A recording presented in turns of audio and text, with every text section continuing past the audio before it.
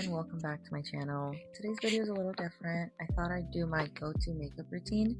It's a great base and keep me worn out like this, but it's also great if you want to add to it. So follow along and I hope you enjoy.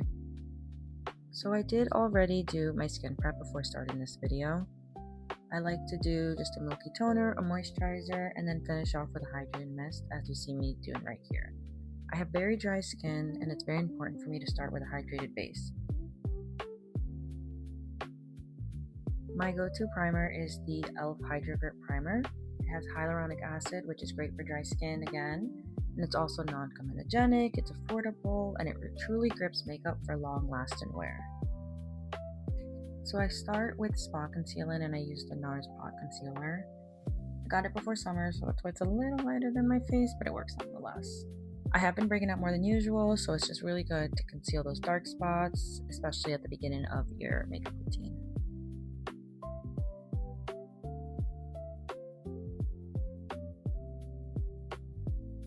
Then for my base, I've been using the Wet n Wild Bare Focus Skin Tint and mixing it with the Maybelline Fit Me Foundation. The Fit Me Foundation has been my go-to for a while, but it's a little light right now. So before I find my summer shade in it, I just got the skin tint to try and find my current shade, and it's been working out so far. And just kind of a side note on the foundation, they do have a dewy and a matte option. The reason why I like the matte one is I feel it stays on a little better. I have tried the dewy one, and it doesn't stay on as good as the matte one does, but that's why, I make sure to prep really well so it doesn't feel too dry on me.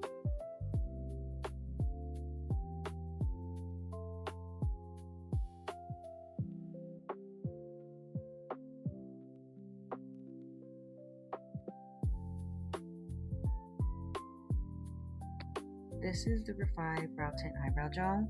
It has the most perfect subtle color to add dimension to the brows, but most importantly, it really slicks them back, and I really like them for that.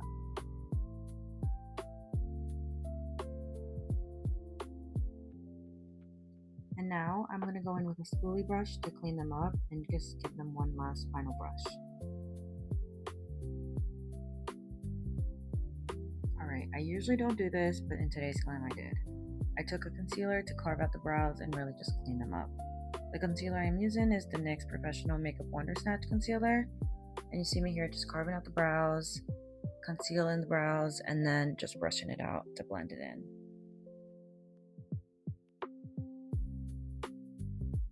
Okay, so now on to contour.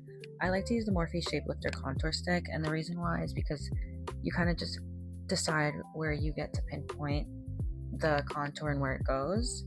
I always do my cheeks and nose, but when I'm doing a beat like this, I like to add my jaw and forehead as well. And everyone has their methods, but I like to use an angled brush to blend it out. It's really easy to wander onto other parts of the face where you might not want this product to be, so I think tap to blend is the best and most safe method for this.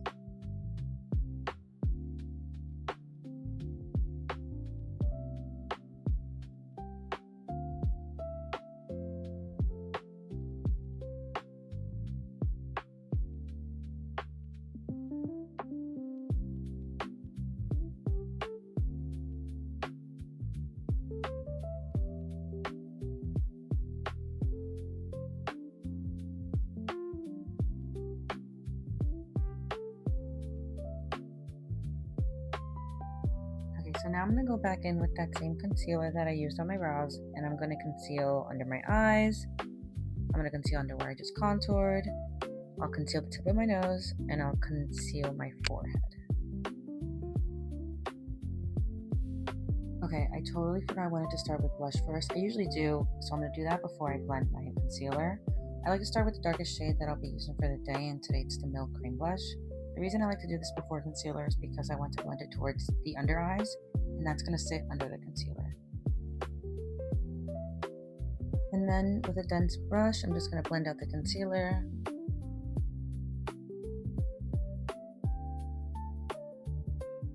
One of my biggest problem areas when it comes to makeup, and that I'm still working on, is absolutely the under eye concealer.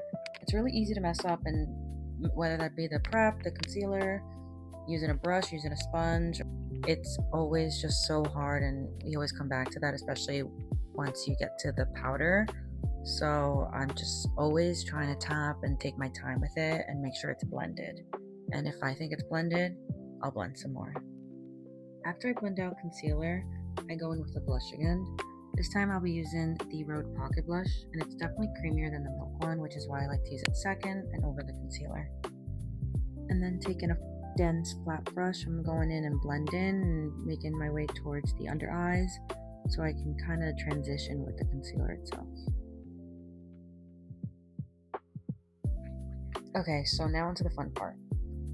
To set, I like to use first the Huda Beauty loose powder, and I like to set my under eyes and my cheeks right under where I contoured. I feel like these two areas are really what define the makeup look and need that extra attention first. So I'll let them sit, bake, whatever you want to call it, and I'll let them sit for a little bit. And then that's going to sit while I do my bronzer.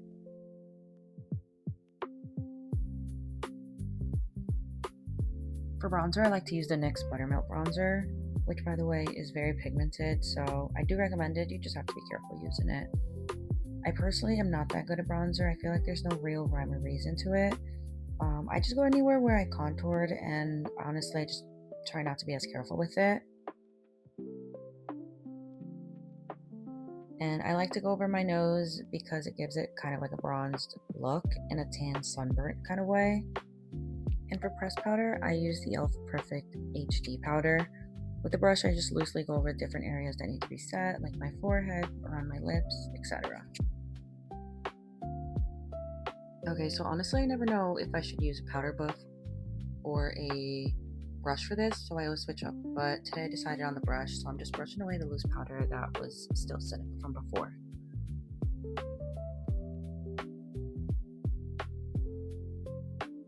And here I'm just going in under my eyes with the pressed powder to set it one final time. And finally, wrapping up on blush here, my final blush is going to be the NYX Buttermilk blush.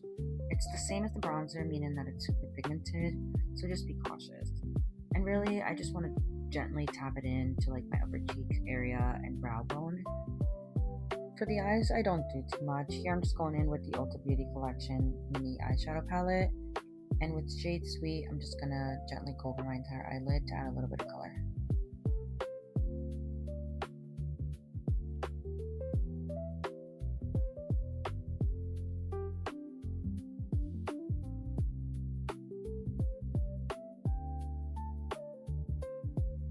Okay, so here I'm going in with my favorite setting spray. I like to use the Milani Make It Last setting spray. So I personally like to do mascara after the setting spray because I don't want the setting spray to mess up the mascara at all.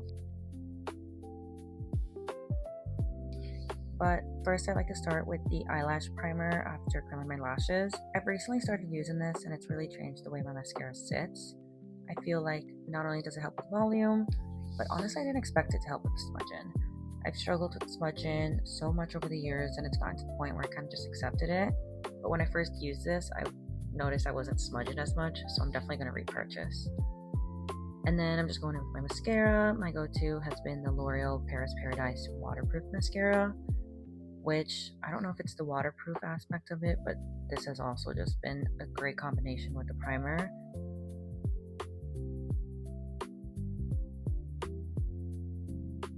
Okay, this was kind of a last minute decision, but I decided to go in with an eyeliner. So I'm going in with the ColourPop BFF Ultra Fine Liquid Liner, and I'm just giving myself a little wing at the end. Nothing too crazy. I'm not the best at eyeliner, and it's something I'm definitely working on, but I just like to give myself something at the end to really just bring out the eyes. Here I am going in with my NYX Laundry Lip Stain.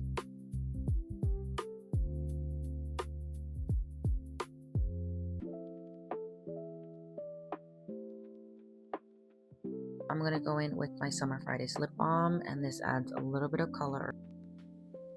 And that is a wrap on this look. I hope you enjoyed because I definitely enjoyed making this video. See you next time.